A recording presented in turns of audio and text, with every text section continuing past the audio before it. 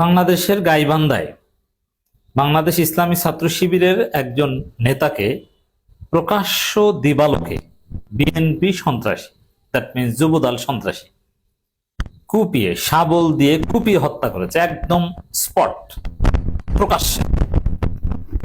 সভ্য দেশে এরকম প্রকাশ্য দিবালোকে কুপিয়ে শাবল দিয়ে হত্যা করে, এটা সেই মধ্যযুগে অথবা আফ্রিকান অসভ্য কান্ট্রিগুলোতে আপনি দেখবেন।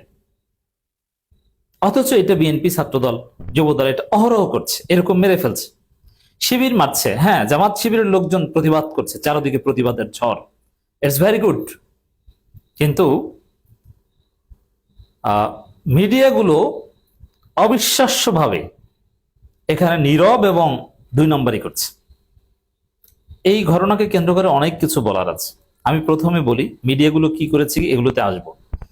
জামাত শিবির প্রতিবাদ করেছে, শিবির ইনস্ট্যান্ট প্রতিবাদ করেছে, শিবির বিক্ষোভ মিছিল করছে ঢাকা বিশ্ববিদ্যালয় শহীদ মিনারে। জামাত ইসলামের সেক্রেটারি জেনারেল বিবৃতি দিয়েছে, গুড, রাইট, আমরা কথা বলছি। কিন্তু প্রত্যেক জামাত শিবির, এটা এতটাই গুরুত্বপূর্ণ, একজন শিবির নেতার জীবন, তার এই শাহাদাতকে জামাত শিবির কিভাবে দেখে, কিভাবে ডিল করে, এটার উপর নির্ভর করে জামাত শিবিরের রাজনীতি। আমি এখন পর্যন্ত পারফেক্টলি ডিল করতে দেখিনি। আমি তো মনে করি আমিরে জামাত যদি এখন মার্কিন যুক্তরাষ্ট্র ভিজিটে যান, তার চাইতে গুরুত্বপূর্ণ হচ্ছে একজন শিবির নেতার জীবন। এরকম শিবিরের ছেলেরা জীবন দিয়ে যাবে, তাদের জীবনের কি কোনো মূল্য নেই? এই ঘটনার শেষ দেখতে হবে জামাত ইসলামীকে। একজন শিবির নেতাকে হত্যা করা হয়েছে, রক্ত ঝরানো হয়েছে, এর চূড়ান্ত পরিণতি দেখতে হবে। এবং বিভিন্ন জায়গায় শিবিরের ছেলেদের মারছে, পায়ের রক কেটে নিচ্ছে, গোড়ালি সহ। জামাতের ভূমিকা কি, শিবির কিভাবে ডিল করছে? শিবির সত্যিকার অর্থে একটা মজলুম সংগঠন। শিবির মারলে কোনো বিচার হয় না, শিবিরকে হত্যা করলে কোনো বিচার হয় না। হয়তোবা বেশি চাপাচাপি করলে, যেহেতু এখন জামাত শিবিরের লোকজন প্রতিবাদের ঝড় তুলেছে, হয়তো তার ফলে গ্রেপ্তার হবে আসামি। বিএনপি এই যুবদল নেতাকে বহিষ্কারও করবে, বহিষ্কার প্রক্রিয়া চলছে বলে আমি জানতে পেরেছি রেকর্ড করার সময়। কিছুদিন পর জামিন পাবে, দিন শেষে কিছু হবে না। শিবির হত্যা করলে তার বিচার এই দেশে হবে না। কেন? শিবিরের রক্তের কি কোনো মূল্য নেই? এই জন্য শিবিরকে হত্যা করা হবে ভাবে, দুই একদিন শোক টোক পালন করে বড় একটা জানাজা করে শিবিরের শহীদদের তালিকা একটা সংখ্যা বৃদ্ধি করে কি শেষ? কেন এই সাহস পায়, এই সংস্কৃতি কেন চালু হয়েছে? শিবির মারলে বিচার হয় না, শিবির মারলে ব্যাপার না, কিছুদিন পর তুমি ছাড়া পাবা এবং এতে তোমার ফাঁসি হবে না। এটা একটা কালচারে পরিণত হয়েছে। হবে জামাত, আমিরে জামাত পার্লামেন্টে কি বললেন, কোথায় গেলেন, তার চেয়ে গুরুত্বপূর্ণ শিবির নেতার জীবনের মূল্য। প্রত্যেক জামাত শিবির উচিত যার যার জায়গা থেকে প্রতিবাদ জানানো। কিন্তু সবাই কি প্রতিবাদ জানাচ্ছেন? মিনিমাম যেখানে সোশ্যাল মিডিয়ার প্রতিবাদ জানানো দরকার, সোশ্যাল মিডিয়ার প্রতিবাদ যেখানে ইম্পর্টেন্ট, সেখানে আমি যে পরামর্শটা দিই, শিবিরের সকল সাবেক কেন্দ্রীয় সভাপতিরা ইনক্লুডিং বর্তমান সভাপতি, তার প্রত্যেকেই সেলিব্রিটি, সোশ্যাল মিডিয়ায় তাদের অনেক রিচ রয়েছে।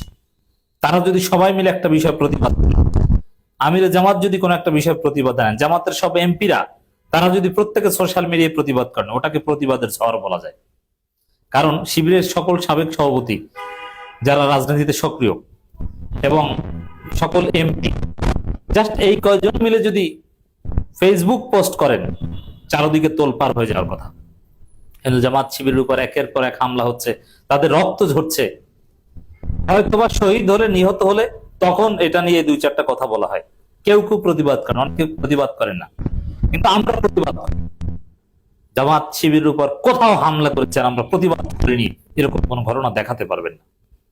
আর বর্তমান সোশ্যাল মিডিয়ার প্রতিবাদের যথেষ্ট গুরুত্ব, সোশ্যাল মিডিয়ার চাপে প্রধানমন্ত্রীর ঘুম হারাম করে দেওয়া যায়। আপনারা প্রতিবাদ করেন না কেন?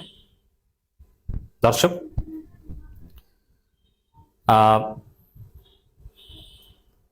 গাইবান্ধায় যুবদল নেতার শাবলের আঘাতে ইউনিয়ন শিবির সভাপতি নিহত, এটা হচ্ছে খবর। কিন্তু অধিকাংশ বিএনপি মিডিয়ায় দেখলাম যে অনেকে রিপোর্টই করেন, অনেকে বলছে শিবির নেতা হত্যা, কেউ লিখছে গাইবান্ধায় শিবির নেতা নিহত, কেউ লিখছে গাইবান্ধায় শিবির নেতাকে কুপিয়ে হত্যা।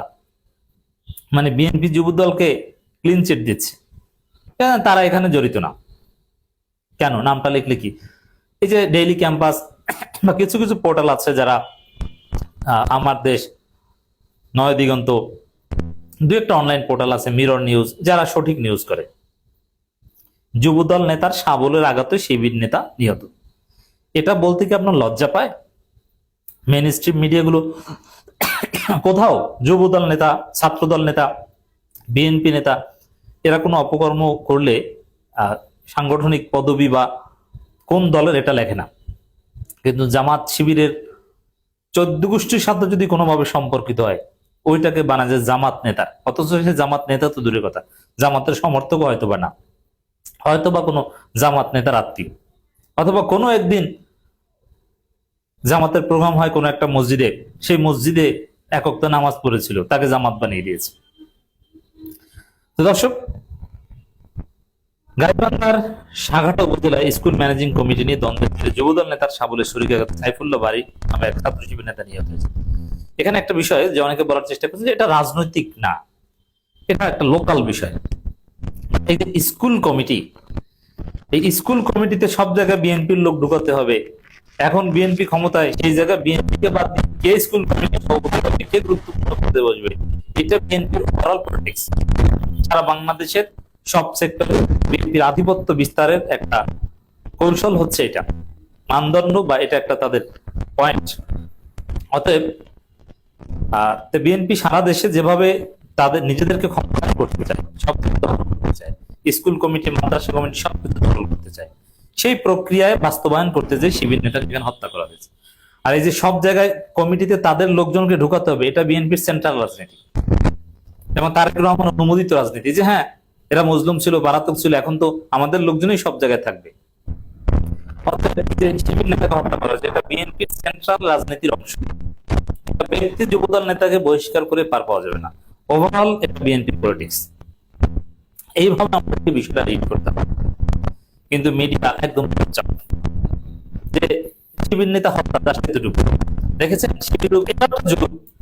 শিবির নেতাকে হত্যা করলে যাতে তার বিচার না হয় অথবা বিচারের জন্য সামাজিক চাপ তৈরি না হয়, প্রকৃত অপরাধ বা অপরাধটা কেন ঘটেছে এরকম যেন বিষয় যেন মানুষ বুঝতে না পারে, এজন্য যারা হত্যা করেছে তাদের পরিচয় লেখে না, তাদের নাম লেখে না, ওইটা স্কিপ করে লেখে। কারণ আপনি যদি সঠিকভাবে ডিল না করতে পারেন এর সমাধান তো হবে না।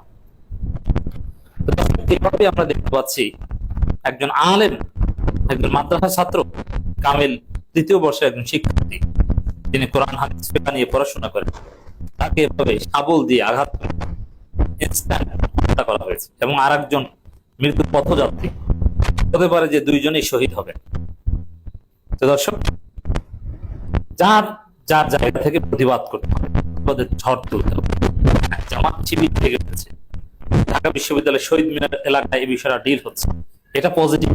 জামাতকে বিক্ষোভ মিছিল করতে হবে, শিবিরের সকল সভাপতির বিষয়ে কথা বলতে হবে, পার্লামেন্টের বিষয়ে কথা বলতে হবে, এই ধরনের শেষ দেখে ছাড়তে হবে এবং জামাত শিবিরের রক্তের দাম বাংলাদেশে বাড়াতে হবে। এভাবে তার হত্যাযোগ্য থাকতে পারবে না, এদের হত্যা করে পার পাওয়া যায় এই সংস্কৃতি বন্ধ করতে হবে।